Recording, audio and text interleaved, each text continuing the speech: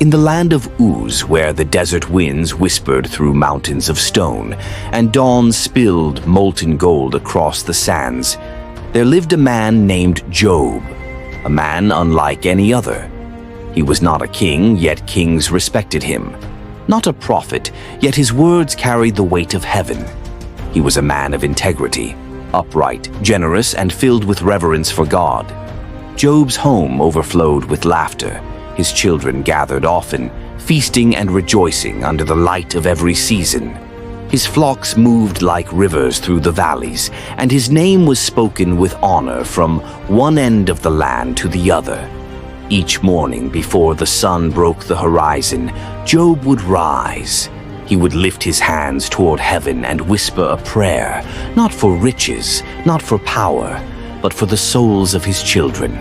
Perhaps they have sinned, he would say softly, yet may God forgive them and keep them in his mercy. But far beyond the sands of Uz, beyond the reach of mortal eyes, a different conversation stirred. In the courts of heaven, the sons of God gathered before the Almighty, and among them stood the adversary, ancient and restless. The voice of the Lord broke the silence. "Have you considered my servant Job? There is none like him upon the earth, blameless and upright." And the adversary answered, his tone sharp as wind over stone. "Does Job fear you for nothing? Take away his blessings, strip him of his comfort, and he will curse you to your face." Then the heavens grew still, and permission was given. The storm would begin. One day, as the sun burned high over Uz, a messenger ran toward Job, breathless, dust rising behind him. "The oxen were plowing," he cried, "and the Sabaeans attacked. The servants are slain, the animals taken." Before the man could finish, another came. "Fire from heaven has fallen, the sheep and shepherds are gone." Another arrived. "Raiders have seized the camels." And still another, his voice breaking. "The house collapsed upon your sons and daughters." None survived. The world tilted. The air itself seemed to stop. Job tore his robe, fell to the earth, and through trembling lips he said, "The Lord gave, and the Lord has taken away. Blessed be the name of the Lord." And in that moment the heavens wept with him. But the test deepened. His wealth was gone, his children gone, and now his body became the battlefield. Boils covered his skin, pain clung to his bones. The nights stretched long, and the days offered no relief. He sat among ashes, scraping his wounds with broken pottery. The once mighty man of Uz had become a shadow of sorrow.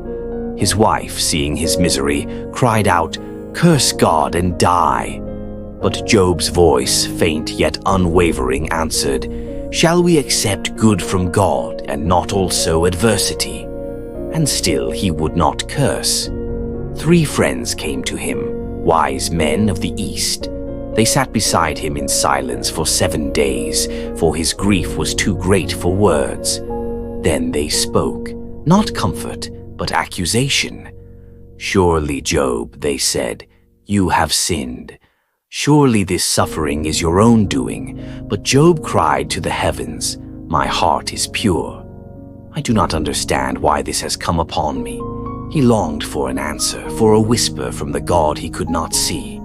Yet heaven remained silent. And then the silence broke. The sky darkened, the earth trembled beneath his feet. And from the heart of a whirlwind, the voice of God thundered, "Who is this that questions my counsel with words without knowledge? Where were you when I laid the foundations of the earth? Who shut in the sea with doors when it burst forth from the womb?